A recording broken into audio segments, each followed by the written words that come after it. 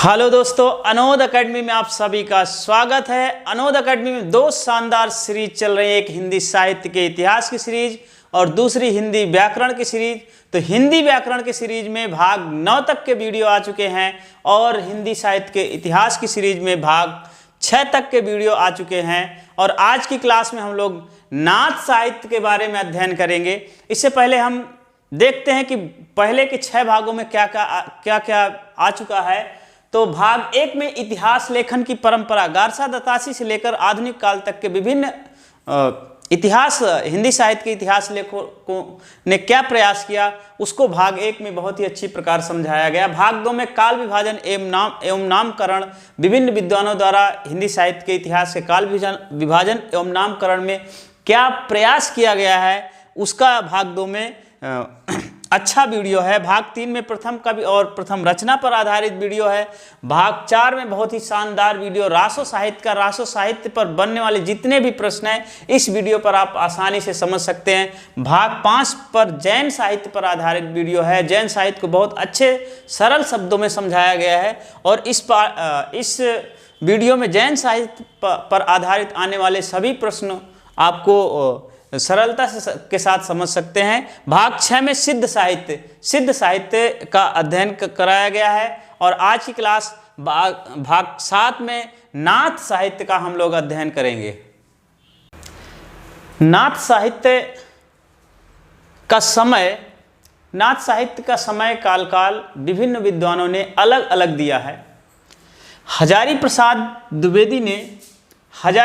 द्विवेदी ने नाथ साहित्य के समय को 10वीं शताब्दी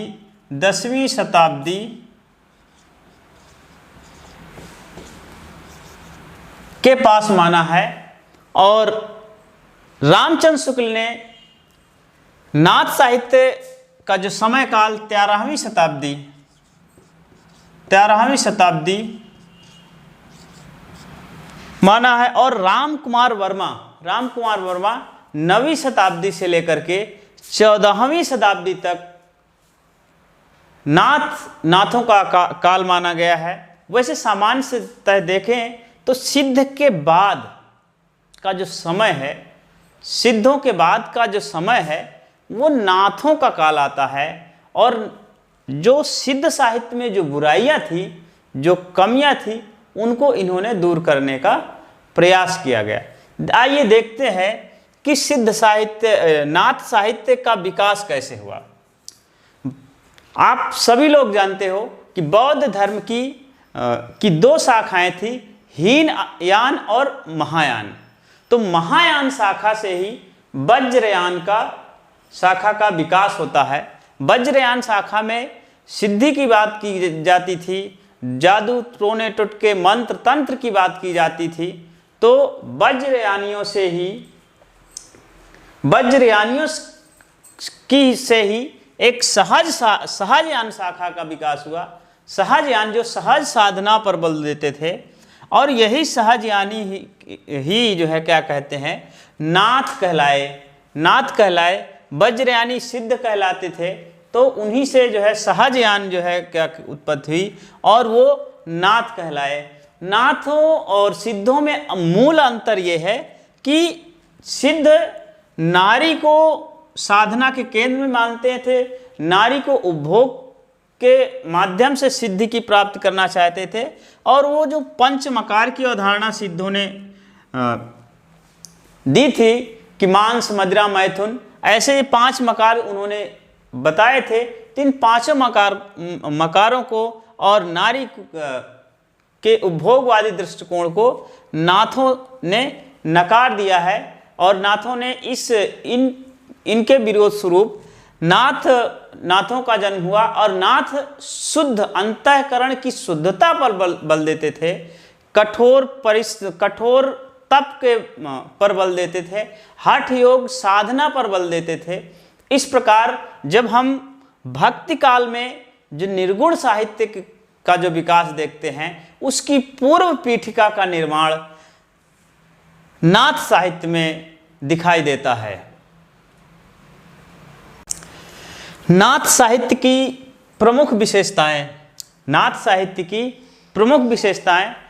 साहित्य में प्रायः सिद्धों की भी कई विशेषताएं मिलती हैं, लेकिन जो सिद्धों की जो मुख्य कमजोरी थी उनके साधना में स्त्रियों को उपभोग की वस्तु बनाना और पंच मकार की अवधारणा, तो उनका नाथों ने जम के विरोध किया। इसलिए सिद्ध साहित्य की नाथ साहित्य की प्रमुख विशेषता यही है कि जो पंच मकार की अवधारणा थी और नारी को साधना के केंद्र में माना जाता था, तो नारी और पंच मकार की अवधारणा को इन दोनों चीज़ों को नाथों ने त्याग दिया। पहली विशेषता इनकी यही है कि इन्होंने जो सिद्धों की ये पंच मकार और नारी उपभोग की अवधारणा थी, उन्होंने पंच मकार और नारी का इन्होंने त्याग दिया। दूसरी विशेषता गुरु महिमा, नैतिकता और ब्रह्मचर्य पर बल। गुरु महिमा यद्यपि सिद्धों में भी मिलती है, लेकिन जो नाथ साहित्य हैं ये कनपटे योगी हुआ करते थे और ये गुरु की महिमा इनके रचनाओं में मिलता है। गुरु को बहुत ईश्वर के समान दर्जा देते हैं, तो गुरु का महत्व है। तो गुरु की महिमा का वर्णन इनकी रचनाओं में देखने को मिलता है। नैतिकता पर बल देते हैं, आत्मशुद्धि पर बल देते हैं। वो कह रहे हैं कि भगवान हमें अंतर की शुद्धता के माध्यम से प्राप्त हो सकते हैं, किसी बाहरी कर्म कांड के द्वारा भगवान को नहीं प्राप्त किया जा सकता, इसलिए नैतिकता की बात करते हैं। ब्रह्मचर्य पर बल, नाथ साहित्य में ब्रह्मचर्य पर बल दिया गया है, और क्योंकि ब्रह्मचर्य नारी त्याग का, नारी को साधना में रखा ही नहीं गया, इसलिए ब्रह्मचर्य पर बल के माध्यम से उन्होंने जो है अपनी साधना को उच्च कोटि तक पहुंचाने का प्रयास किया है। नाथ साहित्य की अगली विशेषता हठ योग द्वारा ईश्वर की प्राप्ति। इन्होंने योग साधना पर विशेष बल दिया। नाथों ने कठोर योग साधना के माध्यम से उस परमात्मा तक पहुंचने के लिए उन्होंने हठ योग की अवधारणा को हठ योग, जो हा और ठा दो शब्दों से मिला है। हा का मतलब होता है कि सूर्य, और ठा का मतलब होता है चंद्र।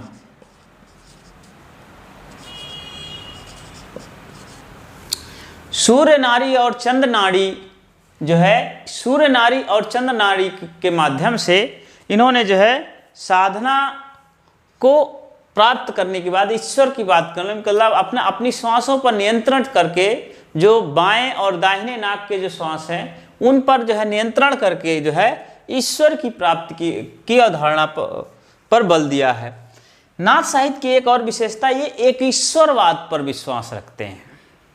मतलब ये कहते हैं वो परमात्मा एक है और वो निराकार परमात्मा एक है। वहां तक पहुंचने के लिए हमें इस सांसारिक माया मोह बंधनों को त्याग करके, सांसारिक भोग विलासों को त्याग करके हम ईश्वर तक, उस एक ईश्वर तक पहुंच सकते हैं। नाथ साहित्य की भाषा क्या थी? पश्चिमी हिंदी का जो क्षेत्र है, पश्चिमी हिंदी का जो क्षेत्र है, उस क्षेत्र में नाथ साहित्य नाथों का क्षेत्र माना जाता था। और जो पश्चिमी हिंदी की विभिन्न बोलियां हैं, उन बोलियों के शब्दों का, उन बोलियों का उपयोग जो है नाथों ने किया है। नाथ साहित्य सिद्ध साहित्य के बाद, सिद्ध साहित्य का विकास के बाद और भक्ति काल के पूर्व, इन्हें जो है सिद्ध काल और भक्ति काल के बीच की कड़ी कहा गया है। अर्थात सिद्ध काल को और भक्ति काल को जो बीच में जोड़ने का काम किया गया है, क्योंकि सिद्धों से परिष्कृत रूप जो है नाथ हुआ और नाथों का ही परिष्कृत रूप जो है बाद में भक्ति काल में देखने को मिलता है। सहज समाधि और कुंडली जागरण द्वारा ये मोक्ष प्राप्ति की कामना रखते हैं कि हम सहज साधना करके जो है मोक्ष की प्राप्ति कर सकते हैं। तो नाथ साहित्य की ये प्रमुख विशेषताएं रही हैं, जिसमें पंचमकार, नारी का त्याग और गुरु महिमा, नैतिकता, ब्रह्मचर्य पर बल, हठ योग द्वारा ईश्वर की प्राप्ति, एकेश्वरवाद पर विश्वास, भाषा इनकी जो है पश्चिमी हिंदी की जितनी भी बोलियां थी उन बोलियों का इस्तेमाल किए और सिद्ध काल और भक्ति काल के बीच की कड़ी माना गया और सहज साधना द्वारा कुंडलिनी जागरण के माध्यम से ईश्वर प्राप्ति की आकांक्षा रखते थे। ये इनकी प्रमुख विशेषताएं हैं। जिस प्रकार सिद्धों की संख्या 84 सिद्ध माने गए हैं, उसी प्रकार नाथों की संख्या 9 नाथ प्रसिद्ध हुए हैं। 9 नाथों में 9 महान विभूतियां हुई हैं, 9 नाथ महान संत हुए हैं। उन नाथों का हम लोग यहाँ पर एक एक करके अध्ययन करेंगे। यद्यपि अलग अलग ग्रंथों में अलग अलग नाथों के नाम मिलते हैं, लेकिन राम कुमार वर्मा द्वारा जो जिन 9 नाथों को मान्यता दी गई है, उन 9 नाथों में हम लोग अध्ययन करेंगे। एक आदिनाथ पहले नाथ है। आदिनाथ के रूप में शिव को आदिनाथ माना गया है नाथों की परंपरा में। दूसरे नाथ हैं मत्स्येंद्र नाथ। इन्हें मत्स्येंद्र नाथ या मच्छंदर नाथ भी कहते हैं। इनकी जो प्रमुख रचनाएं हैं, ज्ञानकारिता, कुलानंद, अकुल वीर तंत्र, कौल ज्ञान निर्णय, अकुल वीर तंत्र, ज्ञानकारिता, कुलानंद, ये मच्छंदर नाथ की प्रमुख रचनाएं हैं। गुरु गोरखनाथ तीसरे जो है मच्छंदर नाथ के, मत्स्येंद्र नाथ के जो शिष्य थे गोरखनाथ थे। और ये गोरखनाथ इतने इफेक्टिव, इतने प्रभावी व्यक्तित्व थे कि आज भी इनके अनुयायी भारत के कोने कोने में देखने को मिलता है। तो गोरखनाथ की जो रचनाएं हैं, गोरख वाणी में रचनाएं प्रमुख रूप से संकलित हैं, जिनमें मच्छेंद्र गोरख बोध और प्राण साकली और शिष्या दर्शन प्रमुख रूप से हैं। यद्यपि इनके ग्रंथ 40 के आसपास है, कहीं पर 31 ग्रंथ प्रमाणिक माने गए हैं, लेकिन जो उपलब्ध हैं वो 14 प्रमाणिक रूप से उपलब्ध माने गए हैं। लेकिन जो पेपर्स में पूछे जाने हो तो प्राण साकली और शिष्या दर्शन, मच्छेंद्र गोरख बोध, ये प्रमुख रचनाएं हैं। अगले नाथ है चरपट नाथ इनको बोलते हैं, कहीं कहीं चरपटी नाथ भी बोलते हैं, और ये गोरखनाथ के शिष्य थे। अगले नाथ हैं चौरंगी नाथ, इनकी भी कोई विशेष रचना नहीं है जो पेपर में पूछी जाने योग्य हो। और अगले नाथ है चौरंगी नाथ, ये भी गोरखनाथ के शिष्य हैं। अगले नाथ है जो गहणी नाथ, ये भी गोरखनाथ के शिष्य थे। अर्थात गोरखनाथ इतने ब्राड व्यक्तित्व थे, इतने विराट व्यक्तित्व थे कि इनके शिष्य परंपरा नाथों में नाथ साहित्य का ऐसा विकास किया जो आज भी भौतिकवादी युग के लिए एक नई सीख प्रदान करता है। गहणी नाथ। और अगले नाथ हैं जालंधर नाथ, पंजाब के जालंधर शहर को जालंधर नाथ ने बसाया। अगले नाथ गोपीनाथ है, जो जालंधर नाथ के शिष्य थे। तो गोपीनाथ के जो है जालंधर नाथ के शिष्य थे। और अगले नाथ भर्तृहरि नाथ है, जिनकी 3 रचनाएं प्रसिद्ध हैं, भर्तृहरि शतक, नीति शतक और श्रृंगार शतक। इस प्रकार नाथ साहित्य में 9 नाथ महत्वपूर्ण थे, लेकिन 9 नाथ में सबसे प्रसिद्ध गोरखनाथ हैं। और वास्तव में नाथ पंथ का वास्तविक संस्थापक गोरखनाथ को माना जाता है।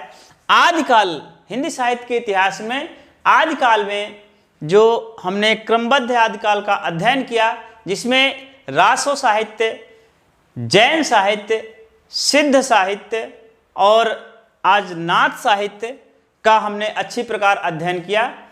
आदिकाल के अंतर्गत नेक्स्ट जो टॉपिक होगा वो होगा लौकिक साहित्य। लौकिक साहित्य जो अगली क्लास होगी वो होगी लौकिक साहित्य। लौकिक साहित्य से तात्पर्य ऐसा साहित्य जो जन सामान्य में विद्यमान था। धर्म आश्रित साहित्य के अंतर्गत जो है आपके सिद्ध साहित्य, नाथ साहित्य, जैन साहित्य आते हैं। और राज्य आश्रित के अंतर्गत रासो साहित्य आते हैं। और जो जन आश्रित हैं वो लौकिक साहित्य हैं। तो अगली क्लास में हम लोग जो है लौकिक साहित्य का अध्ययन करेंगे। आज की क्लास आपको कैसे लगी आप कमेंट बॉक्स में जरूर सूचित करें और वीडियो देखने के लिए आपको बहुत बहुत धन्यवाद। जय हिंद, जय भारत।